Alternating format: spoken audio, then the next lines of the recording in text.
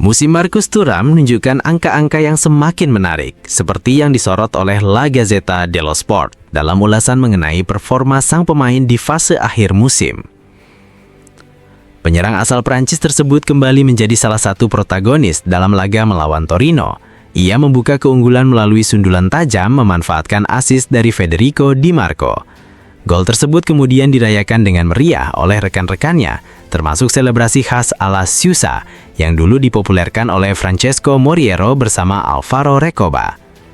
Bagi Thuram, itu merupakan gol kelima dalam 4 pertandingan terakhir di Liga, serta gol kelima dalam 5 laga terakhir jika menghitung juga ajang Coppa Italia. Setelah melalui periode yang cukup sulit, ia berhasil memperbaiki statistiknya secara signifikan, terlebih di momen krusial musim ketika Lautaro Martinez lebih sering absen, sementara dua penyerang lain, Angge Ioanboni dan Pio Esposito, tengah mengalami kesulitan. Dengan 12 gol di Serie A musim ini, Thuram kini berada di posisi kedua daftar pencetak gol terbanyak, tepat di belakang Lautaro Martinez, serta sejajar dengan Doufikas dan Nico Paz. Secara keseluruhan musim, ia telah mengoleksi 17 gol, hanya terpaut 1 gol dari rekor pribadinya. Jika kembali mencetak gol, ia berpeluang menyamai atau bahkan melampaui catatan tersebut.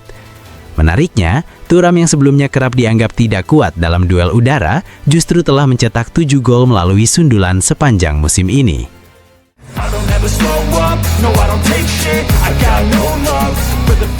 Setelah laga Torino kontra Inter resmi berakhir, pembahasan kasus-kasus kontroversial kembali diulas dalam program Pressing dengan dukungan analisis dari Graziano Cesari. Fokus utama tertuju pada sejumlah keputusan penting dalam pertandingan di Stadion Olimpico Grande Torino. Tidak ada keraguan terkait protes ringan dari pihak Inter pada babak pertama atas dugaan handball oleh Saul Coco karena bola terlebih dahulu mengenai paha sebelum menyentuh lengan. Namun, keraguan besar muncul pada penalti yang diberikan kepada Torino pada menit ke-75 akibat handball Carlos Augusto setelah wasit Maurizio Mariani dipanggil ke VAR oleh Paolo Silvio Mazzoleni. Cesari sambil memperlihatkan tayangan ulang mengajukan pertanyaan retoris yang sudah mengandung jawabannya. Ia menegaskan bahwa lompatan Zapata sepenuhnya sah, tidak ada pelanggaran terhadap Di Marco. Kami telah menunjukkan bahwa lompatan Zapata sepenuhnya sah, tidak ada pelanggaran terhadap Di Marco. Lalu saya bertanya, tangan kanan Carlos Augusto ini, mengingat selama minggu-minggu kita berbicara tentang jarak dekat dan bola tak terduga, bukankah itu gerakan naluriah untuk melindungi diri dari benturan dengan Zapata? Ujar Cesari. Pertanyaan tersebut kemudian ditanggapi oleh Riccardo Trevisani yang juga hadir di studio dengan mempertanyakan konsistensi keputusan wasit. Yang paling penting adalah ini, jika Marin Pongracic dalam Fiorentina Inter datang dari jarak 30 meter dan itu bukan penalti, jika Samuel Ricci dalam derby datang dari 15 meter dan tidak diberikan penalti, sementara dalam kasus ini dari jarak 1 meter justru diberikan penalti, lalu apa sebenarnya standar penilaian wasit?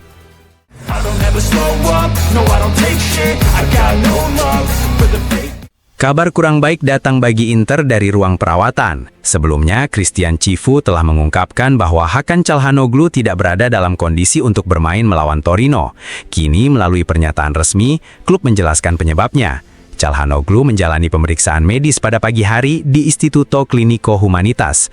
Hasil pemeriksaan menunjukkan adanya masalah otot pada bagian soleus kaki kiri. Kondisinya akan terus dipantau dalam beberapa hari ke depan.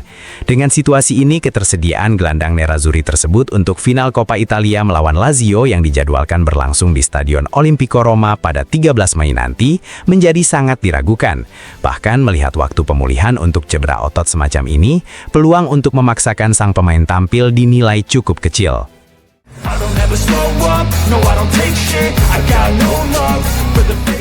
Misi yang dilakukan Dario Bacin pada Jumat lalu di U-Power Stadium ternyata lebih luas dari yang diperkirakan. Wakil Direktur Olahraga Inter itu tidak hanya hadir untuk memantau situasi Yanis Masolin menjelang kedatangannya ke Inter pada musim panas mendatang, tetapi juga mengamati sejumlah talenta lain dari tim asuhan Andrea Sotil.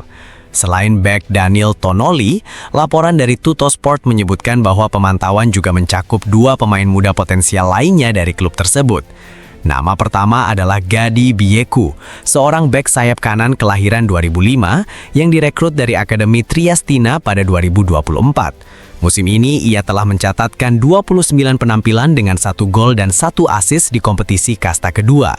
Dalam sebuah wawancara sebelumnya, Bieku juga mengungkapkan mimpinya untuk suatu hari mengenakan jersey Real Madrid. Pemain lain yang masuk radar adalah gelandang muda Samuel Wiafe, kelahiran 2008.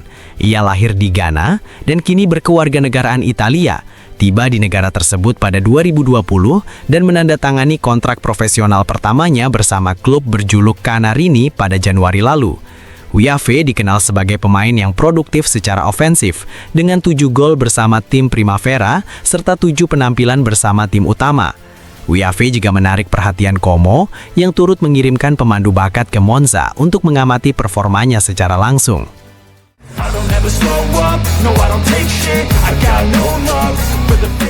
Setelah wakil direktur olahraga Inter, Dario Basin, memantau langsung penampilan Yanis Mesolin di Monza, strategi klub terhadap sang pemain mulai terbentuk.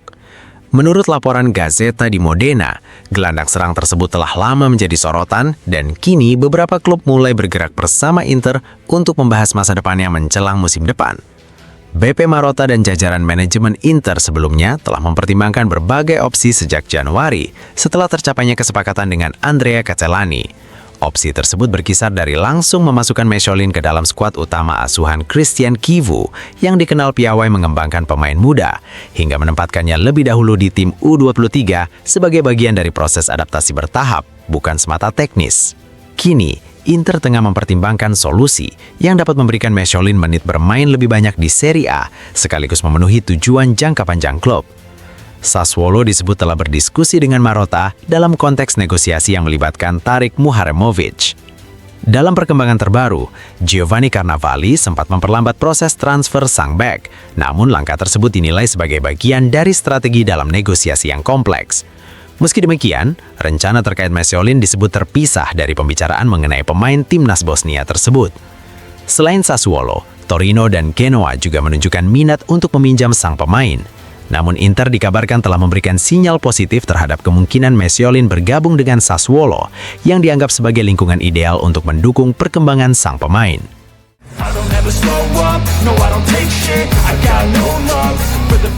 Daniele Adani berbicara dari studio La Nuova DS mengenai penyelidikan yang mengguncang dunia perwasitan. Ia mengaku merasa terpukul sebagai pecinta sepak bola. Sebagai penggemar, saya sedikit sedih, terkejut dan tidak percaya. Kita belum tahu apa-apa, tetapi saya kecewa karena sepak bola yang kita cintai selalu tercoreng. Terlepas dari rasa tidak nyaman yang dirasakan semua penggemar, ada 2 jalur yang harus dipisahkan. Yang pertama adalah kemungkinan adanya favoritisme dalam penunjukan wasit, itu sangat serius dan kita harus benar-benar berhenti di situ. Yang kedua adalah kemungkinan intervensi terhadap VAR, yang tentu bisa dikenai sanksi. Tetapi hal terburuk dalam sepak bola Italia tahun ini adalah VAR, sebuah bencana. Jadi intervensi untuk mengubah keputusan yang buruk jika dilakukan dengan itikat baik bukanlah hal terburuk, ujarnya. Adani kemudian memberikan analisis mengenai musim Inter serta hasil imbang yang diraih di Torino. Ia menilai hasil tersebut harus dilihat secara keseluruhan. Saya percaya ini adalah hasil imbang yang harus dilihat secara menyeluruh. Inter akan memenangkan Liga dengan 3 atau 4 pertandingan tersisa, dan itu tidak mudah. Kita bisa menilai seberapa besar para pesaingnya melemah, tetapi Christian Kivu sudah jelas mengatakan bahwa tidak cukup hanya berbicara soal defense terbaik. Ia menekankan bahwa tim bermain dengan intensitas tinggi, melakukan pressing dan berusaha mencetak banyak gol. Anda bisa kalah dalam laga langsung, tetapi jika selalu bermain untuk menang, resiko itu ada. Ini adalah musim ke-7 berturut-turut Inter mencetak 100 gol. Inter pantas mendapatkannya. Menurut Adani, kekuatan Inter terlihat dari selisih gol yang tinggi, meskipun mereka bukan tim dengan defense terbaik. Ia menilai gaya bermain menyerang menjadi kunci utama.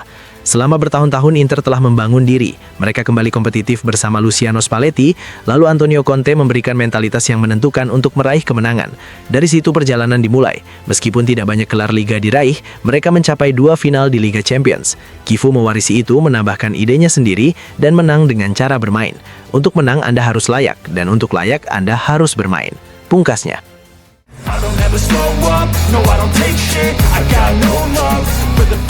Paolo Kondo mendedikasikan editorialnya di Corriere della Sera untuk membahas apa yang terjadi dalam laga Torino kontra Inter. Ia menilai Nerazzurri tetap melaju menuju gelar juara meski sempat tersendat. Menunggu final Coppa Italia melawan Lazio sebagai puncak terakhir musim, Inter melaju menuju Scudetto dengan autopilot yang terkadang bisa menimbulkan hambatan. Itulah yang terjadi dengan hasil imbang kemarin di kandang Torino terbaik musim ini, tulisnya. Kondo juga menilai hasil tersebut tidak sepenuhnya negatif. Dengan keunggulan 10 poin dan hanya 4 laga tersisa, pertandingan melawan Parma di San Siro pada Minggu malam berpotensi menjadi momen perayaan besar. Tidak semua hal buruk membawa dampak negatif. Keunggulan 10 poin dengan 4 pertandingan tersisa membuat laga melawan Parma pada Minggu malam di San Siro berpotensi menjadi pesta besar.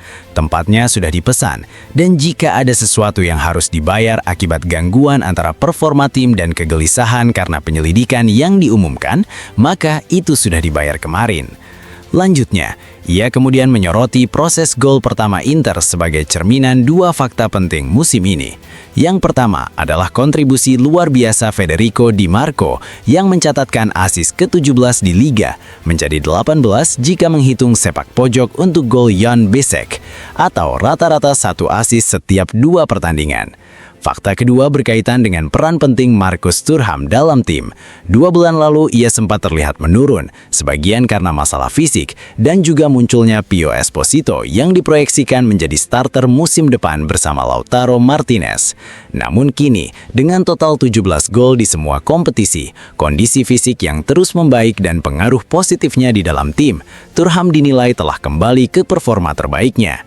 Dengan 17 gol, kondisi yang menjanjikan lebih banyak gol, dan senyum yang menjadi perekat tim, patut diakui bahwa Thuram telah merebut semuanya, seperti yang sebelumnya juga dilakukan Hakan Çalhanoğlu, dan pada usia 29 tahun yang akan dicapai Agustus nanti, masa depannya di Inter tetap panjang. Pungkasnya.